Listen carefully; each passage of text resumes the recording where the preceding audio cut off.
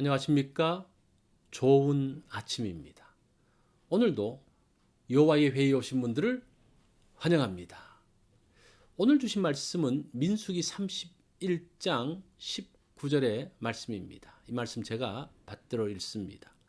너희는 이레 동안 진영 밖에 주둔하라. 누구든지 살인자나 죽임을 당한 사체를 만진 자는 셋째 날과 일곱째 날에 몸을 깨끗하게 하고 너희의 포로도 깨끗하게 할 것이며. 오늘 말씀의 제목은 어떤 관점인가입니다. 역사를 보는 관점이 있습니다. 정사의 관점이 다르고 야사의 관점이 다릅니다. 관점을 바로 알지 못하면 아무리 읽어도 이해가 되지 않습니다. 관점은 마치 어긋난 렌즈의 초점을 맞추는 것과 같습니다. 자, 그런 사건이 오늘 14절과 15절에 나옵니다.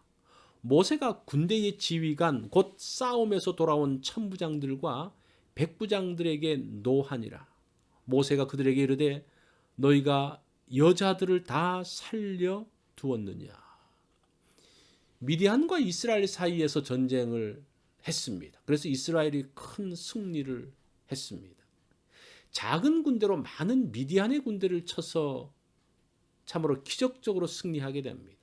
고생해서 승리하고 돌아온 군인들을 보고 모세가 노합니다. 그 이유가 무엇인가 하니 여자들을 다 살려줬다는 거예요. 이 모세가 명하기를 아이들 중에 남자아이는 다 죽이라고 합니다. 여자들 중에서도 처녀들은 남기고 유부녀는 다 죽이라고 합니다. 아무것도 알지 못하는 남자아이들과 약한 유부녀들을 죽이라는 명령이 가혹해 보입니다. 이해가 되지 않습니다. 이 명령을 알려면 모세의 관점을 이해해야 합니다.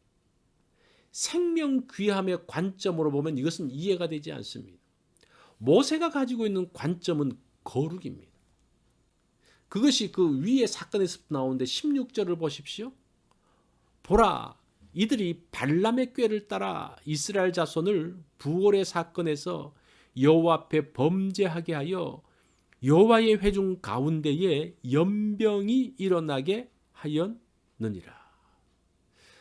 자, 미디안 사람들은 이스라엘을 미혹한 사람들입니다. 이들은 이스라엘 백성들을 미혹해서 바알의 우상을 섬기게 했습니다. 이들의 미혹으로 인해서 하나님의 진노가 이스라엘 백성들에게 임하고 많은 이스라엘 사람들이 죽었습니다. 그 미디안 여인들이 이스라엘의 남자와 음행했다라는 겁니다. 그 자신을 더럽힐 뿐 아니라 이스라엘을 더럽힌 자들입니다. 그들의 씨가 또 미디안 안에 있는 그것을, 그 죄와 더러움의 뿌리를 잘라내라고 합니다. 하나님의 심판은 엄히합니다. 범죄한 자들은 하나님 앞에 서지 못합니다. 죄의 삭은 사막이기에 죄인들은 살아남지 못합니다. 자, 19절 말씀을 볼까요? 너희는 이레 동안 진영 밖에 주둔하라. 누구든지 살인자나 죽임을 당한 사체를 만진 자는 셋째 날과 일곱째 날에 몸을 깨끗하게 하고 너희의 포로도 깨끗하게 할 것이며. 전쟁에서 피를 흘린 사람들은 부정하다고 합니다. 뭐 전쟁에 나가서는 피를 흘리지 않을 수가 없겠죠. 그러니까 이들은 정결하게 된 다음에 진영으로 들어가야 됩니다. 하나님 백성의 진은 정결하기 때문입니다.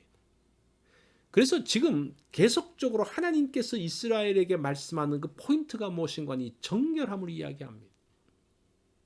정결한 하나님의 진으로 부정한 미디안 여인을 끌어들인 시므온 지파의 사람들과 여인들이 그래서 죽임을 당한 겁니다. 하나님의 진에는 정결한 자만 들어올 수 있습니다. 하나님 백성이 있는 곳은 구별되어진 거룩한 곳이기 때문입니다. 이스라엘 역사를 보는 관점이 있습니다.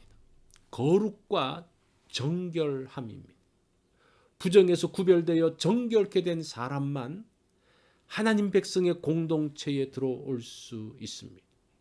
지금도 하나님의 일을 볼 때에 관점이 있습니다. 거룩의 관점입니다. 구별되지 않으면 하나님께 쓰임받지 못합니다. 하나님 백성의 삶의 목표가 거룩입니다.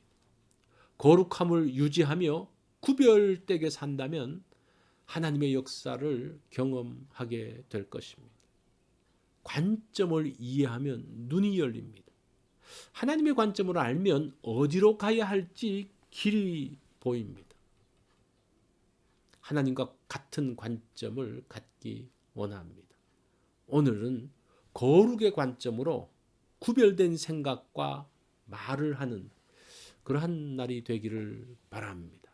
이것이 오늘 여호와의 회의에서 주신 말씀입니다.